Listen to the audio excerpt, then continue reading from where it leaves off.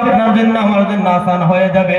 আল্লাহ রাব্বুল আলামিন জানায় দে, কিন্তু তোমাকে যে টাইম দেওয়া হয়েছে ওই টাইম যেই দিন তোমার শেষ হয়ে যাবে, ইযা জাআ আজালুহুম লা ইস্তাখিরুনা সাআতাও ওয়া লা ইস্তাকদিমুন।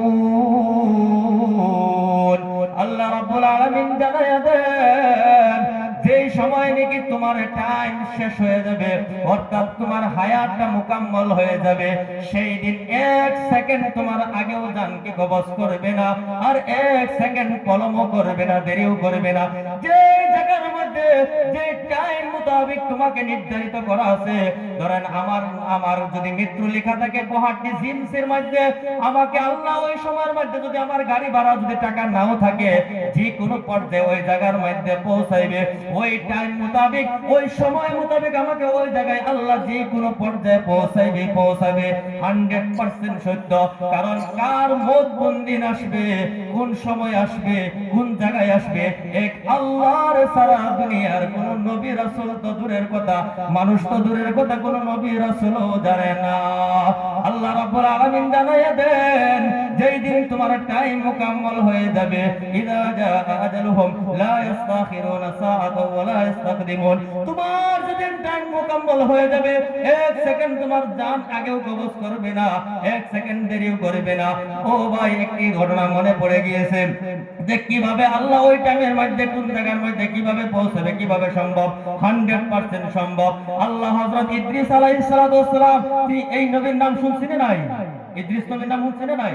হযরত ইদ্রিস আলাইহিস সালাতু ওয়াস সালামকে আল্লাহ হযরত জিবরাইল আলাইহিস সালাতু ওয়াস সালামকে জানায় দেয়, ও জিবরাইল, তুমি হযরত ইদ্রিস আলাইহিস সালাতু ওয়াস সালামের বারাত যাও, গিয়ে আজকে তিনি জাতিরাকে জানাইয়া দাও যে ও নবী ইদ্রিস, আজকে থেকে আপনার মৃত্যু পর্যন্ত, আজকে থেকে নিয়ে মৃত্যু পর্যন্ত আপনি যা ইবাদত করবেন, প্রত্যেকটা ইবাদতের বিনিময়ে আমি আল্লাহ ডাবল ডাবল সওয়াব দান করব।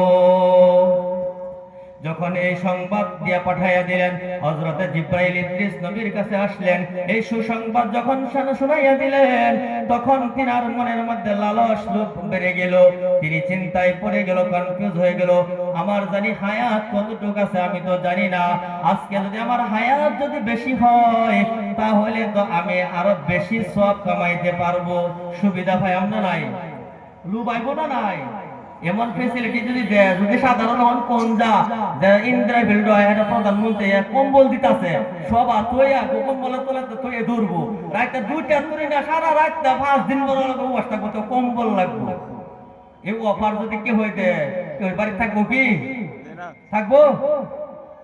সাধারণ মেম্বার দিয়ে এলান করে দেয়, বাড়ির স্যার কিন্তু অল্প জায়গা যাইবার হইতো না, রাস্তায় হয়তো ঢুকবা। গতিকে মহতরম দোস্ত বুজুর্গ, তিনাকে যখন আল্লাহ এই সংবাদ জানাইয়া দিলেন, তিনার মনের মধ্যে লালস এসে গেল, ও জিবরাইল ভাই, আমাকে যে তুমি এই সংবাদ শোনাইয়া দিয়েছো ঠিক আছে, কিন্তু আমি তো জানি না আমার কতটুকু হায়াত আছে, আমি এই হায়াত বাড়াইবার কোন রাস্তা, বিকল্প কোন রাস্তা আছে না নাই? তখন হযরতে জিবরাইল বলে, ও নবী ইদ্রিস, এই হায়াত বাড়ানোর তো শক্তি আমার কাছে নাই, কিন্তু চতুর্থ আসমানে এই অফিস রুমটা আছে, ওই চতুর্থ আসমানে যদি আপনি আমার সাথে যান, তাহলে ওই জায়গার মধ্যে আজরাইলের বাসস্থান আছে, আর জাইলের ক্যাম্প, ওই জায়গার মধ্যে অফিস আছে। আপনি ওই জায়গার মধ্যে গিয়ে আপনি যদি চেঞ্জ করতে পারেন কথা, ওই জায়গার মধ্যে গিয়ে বলতে পারেন।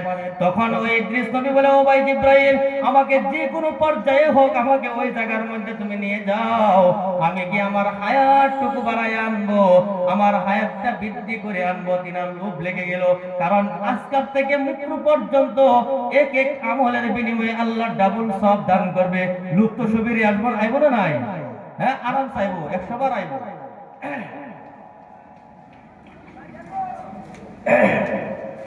তখন হযরত ইদ্রিস আলাইহিস সালাম জিবরাইল আলাইহিস সালাম বলেন, ঠিক আছে চলো, কিন্তু সাবধান, আমি যেই সময় ঢুকবো ওই সময় তুমি আমার সাথে সাথে ঢুকো না, কারণ আমি ইজাজত নিয়ে তার মতামতটা বুঝে তারপরে তোমাকে আমি ভিতরে নিয়ে ঢুকবো। তুমি আমার সাথে যাবে ঠিক, কিন্তু তুমি বারান্দার মধ্যে দেওয়ালের পিছে তুমি দাঁড়ায় থাকবা। আমি সর্বপ্রথম আজরাইলের সাথে কথা বলবো, ইজাজত নিব, যদি পারমিশন মিলে তাহলে তোমাকে আমি নিয়ে ঢুকবো।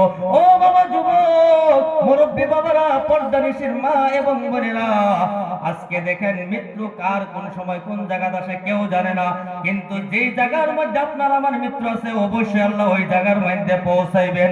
হযরতে ইদ্রিস আলাইহিস সালামকে নিয়ে হযরতে জিবরাইল যখন চতুর্থ আসমানে চলে গেলেন, যখন যাওয়ার মাত্রই হযরতে আজরাইলের ঘরের দরজার সম্মুখে দাঁড়ায় যখন সালাম দিলেন, সালাম দেওয়া মাত্রই আজরাইল আলাইহিস সালাম জিজ্ঞাসা করলেন, ও বড় ভাই জিবরাইল, জীবনে তো আমার ঘরে আসো নাই, আজকে তুমি বড় ভাই হয়ে আমার বাড়িতে কেন আসছো? কারণ হযরতে জিবরাইল হলো সবথেকে বড় সর্দার, ফেরেশতাদের লিডার, জানেন না? নাই জিবরাইল সালাম যে খবর পৌঁছাইতো নবীর আর আল্লাহর তেলে হেরিয়া।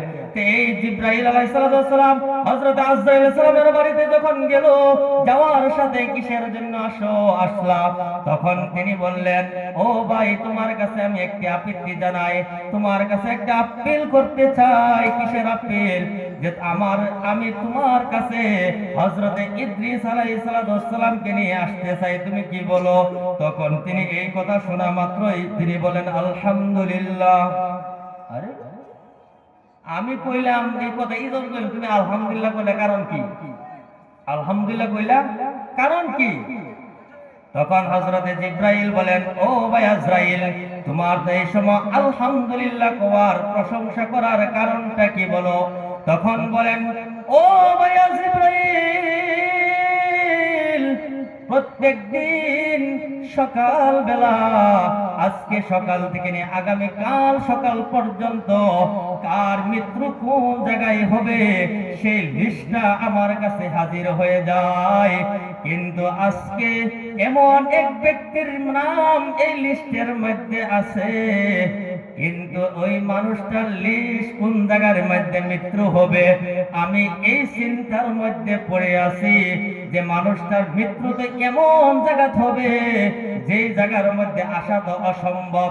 কিন্তু আমি কনফিউশন হয়েছিলাম, আশ্চর্য হয়েছিলাম যে কি ব্যাপার, এটা কিভাবে সম্ভব? ও ভাই জিবরাইল, আজকে যে 24 ঘন্টার যে লিস্টটা আমার কাছে আসছে, ওই লিস্টের মধ্যে হযরতে ইদ্রিস নবীর নামও আছে, কিন্তু নাম তো আছে ঠিক, কিন্তু তিনার মত হবে চতুর্থ আসমানে, কিন্তু সময়ও নিকটবর্তী, টাইম একদম নিকটবর্তী। কিভাবে সম্ভব? এই চতুর্থ আসমানে কিভাবে আসবে? আর ওই জায়গার মধ্যে তো আল্লাহর হুকুম, আমি তিনার জান কবজ করব। তিনি তো এখনো দেখি জমিনের মধ্যে, দুনিয়ার জমিনও চলাফেরা করতেছে, আমি এই টেনশনে আছি, কিভাবে সময় তো নিকটবর্তী হইতেছে, টাইম তো ধীরে ধীরে কাছে আসতেছে, কিভাবে সম্ভব?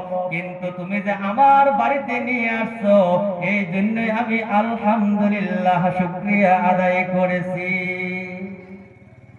এই জন্য ভাই, আপনার যদি চেন্নাই অ্যাপল মেডিকেলও যদি আপনার মৃত্যু লেখা থাকে, আল্লাহ যদি মৃত্যুটা আপনার ওই জায়গার মধ্যে লেখা থাকে, আর যদি আপনার ট্রেন ভাড়াও যদি না থাকে, আপনাকে যে কোনো পর্যায়ে হোক মানুষের সহায় সহযোগিতা করে হোক, ফ্লাইটে আপনাকে ওই সময়ে একবার পৌঁছাইবে 100%।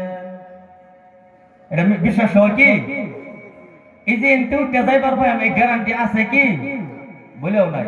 এই জন্য বাবা, এইটা হলো এক্সামিনেশন হল, আপনার আমার জিন্দেগিটা হলো এক্সাম হলের মধ্যে আপনি আমি চলাফেরা করতেছি, আপনি আমি এই এক্সামের মধ্যে যদি, অর্থাৎ এই দুনিয়ার এক্সাম হলের মধ্যে যদি জিন্দেগিটা যদি পরিবর্তন করে যাইতে পারে, দুনিয়া নিজের জিন্দেগিটা পরিবর্তন করে আল্লাহ রাসূলের কথা মতে যদি আপনি আর আমার জিন্দেগিটা অতিবাহিত করতে পারে, তাহলে আপনি আমি কবরে যাওয়া মাত্র শান্তি শুরু হয়ে যাবে। ও বাবা, কবর এমন একটি জিনিস, আপনি আমি যদি ভালো কাজ করে যাই, তাহলে কবর আপনার আমার জন্য ভালো হবে, আর যদি খারাপ করে যায়, আপনার আমার ওই কবরে বহুত ভয়ানক জায়গা হবে। এই জন্য হযরতে আবু যর গিফারী রাদিয়াল্লাহু তাআলা আনহু তিনি যখন কবরের মধ্যে হযরত ফাতিমাকে রাখার জন্য গিয়েছিল, তখন কন্যাকে কবরে রাখার আগেই আবু যর গিফারি গিয়ে তিনি কবরকে সম্বোধন করে জানায় দিয়েছিল, ও কবর, তুমি জানো নি আজকে তোমার বুকের মধ্যে কে আসবে, কে শুইবে? তখন কবরের তখন আওয়াজ দেয়, তিনি বারবার কোয়ার পরে দিয়ে আল্লাহ রাব্বুল আলামিন ওই কবরের মধ্যে কবরের আওয়াজ ছড়াইয়া দিলেন। কবরের আওয়াজ শুরু হয়ে গেল। যখন বললেন, ও কবর, তুমি জানো নি তোমার বুকের